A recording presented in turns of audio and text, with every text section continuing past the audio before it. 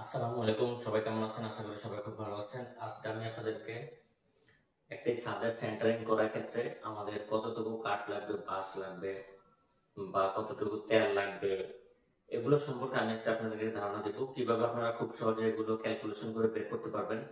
যেমন একটি ছাদ নির্মাণের ক্ষেত্রে আমাদেরকে কতটুকু কাঠ, বাঁশ বা যেসব সরঞ্জামগুলো রয়েছে, প্যারেক, এগুলোর কতটুকু দরকার হয়, এগুলো কিভাবে আমরা খুব সহজে এস্টিমেট করে বের করতে পারবো, সেই সম্পর্কে আমি আজকে আপনাদেরকে ধারণা দেবো। সো ভিডিওটি শুরু করা যাক।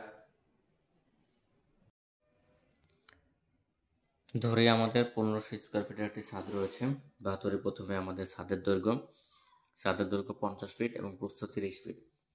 সো এটা টোটাল আমাদের আসে 1500 স্কোয়ার ফিট, মানে আমাদের ছাদটি টোটালে 1500 স্কোয়ার ফিট। এখন আসি আমাদের এই ছাদের ক্ষেত্রে শাটারিং এর কাঠ, প্লাইউড যতটুকু প্রয়োজন সেটি আমরা যেভাবে বের করব। সো আমাদের এই ছাদের জন্য প্লাইউড প্রয়োজন 50 × 30 মানে 1500, তার মানে আমাদের এই শাটারিং কাঠের প্লাইউড প্রয়োজন 1500 স্কোয়ার ফিট। এবং আসি এর যদি থিকনেস যদি আমাদের 12 মিলি হয়, তাহলে আমাদের এখানে টোটাল আসবে হলো আমাদের প্লাইউডের 8 ফিট ইন্টু 12 ফিট ইন্টু 12 মিলি, এটা হলো আমাদের প্লাইউডের থিকনেস। সো এখন আসি আমাদের এই থিকনেসে আমাদের কাঠ লাগবে, এই 1500 স্কোয়ার ফিটের মধ্যে আমাদের টোটাল কাঠ লাগবে এর টোটাল এরিয়া সহকারে ইনটু হবে 0.02 দিয়ে। এটা হলো আমাদের নিয়ম অনুযায়ী পার এরিয়ার ক্ষেত্রে 0.02 করে দরকার হয়। সো এখানে আমাদের টোটাল এরিয়া যদি আমাদের 1500 হয়, এর সাথে 0.02 দিয়ে গুণ করতে হবে, তার মানে আমাদের টোটাল কাঠ লাগবে এখানে 30টি।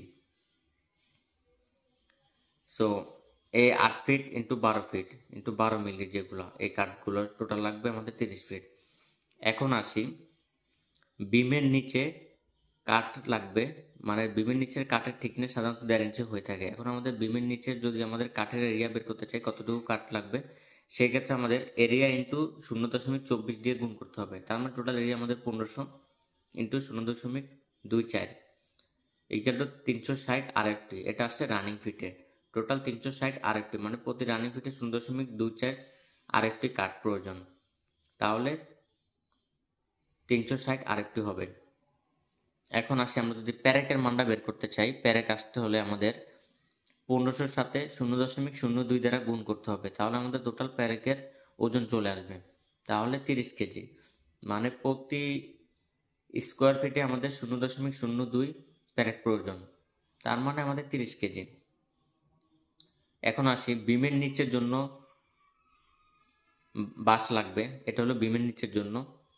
সো আমাদের এখানে যেহেতু বিমের জন্য বের হয়েছে, যে এখানে আমাদের কোথায়, এই যেখানে বিমের নিচে কাঠের জন্য আমাদের বের হচ্ছে 360 আরএফটি রানিং ফিট, তার মানে আমাদের এই বিমের এবার নিচের জন্য টোটাল বাঁশ লাগবে 360 ইন্টু 0.5, এটা হলে গিয়া প্রতি রানিং ফিটে আমাদের 0.5টি করে বাঁশ প্রয়োজন, তার মানে আমাদের এটা সূত্র অনুযায়ী 0.5, তার মানে এই আমাদের 360 রানিং ফিটকে 0.5 দ্বারা গুণ করতে হবে, তাহলে টোটাল আছে 180 ফিট, 180টি বাঁশ আমাদের সংখ্যা হবে, তার মানে এখানে টোটাল 180টি হবে বাঁশ। এখন আসি স্ল্যাবের নিচের জন্য আমাদের বাঁশ লাগবে, এটা আমাদের সম্পূর্ণ স্ল্যাবটি যেটি রয়েছে 1500 স্কোয়ার ফিটে, এটির নিচের জন্য আমাদের বাঁশ বের করতে হলে আমাদের 0.16 দিয়ে গুণ করতে হবে টোটাল স্ল্যাবটিকে, তার মানে 1500 ইন্টু 0.16 240টি, তার মানে আমাদের এই স্ল্যাবের নিচের জন্য বাঁশ লাগবে টোটাল 240টি, এটা স্ল্যাবের হাইট অনুযায়ী। এখন টোটাল 240টি বাঁশ লাগবে।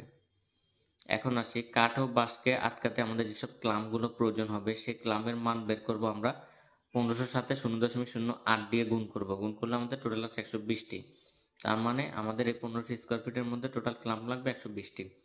এখন শাটারিংয়ের তেলের জন্য বের করতে হলে আমাদের বের করতে হবে 1500 স্কোয়ার ফিটের সাথে 0.006 দ্বারা গুণ করতে হবে, তাহলে আসে টোটাল 9 লিটার।